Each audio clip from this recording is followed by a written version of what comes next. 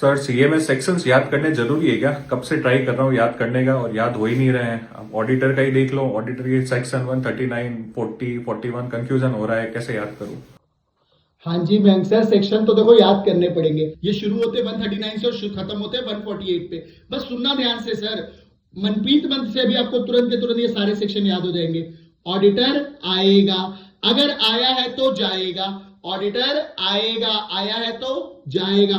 पर कुछ ही लोग सर आने लायक होते हैं, लेकिन जो लायक होते हैं उन्हें मिलती है रेम्युनरेशन। लेकिन सर रेम्युनरेशन मिलती है तो कुछ काम भी करना पड़ता है। 5 सेक्शन डन।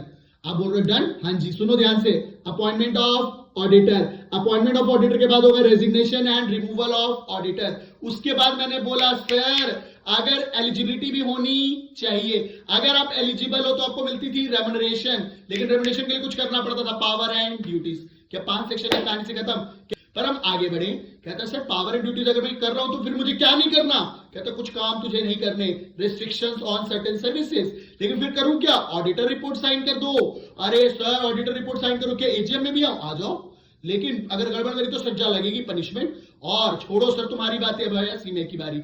अगले 5 सेक्शन सुन लो ध्यान से। कहता है सर जल्दी से sir restriction on certain services और sir auditor to sign the audit report. Auditor is entitled to attend AGM, penalty, appointment of cost and management accountant.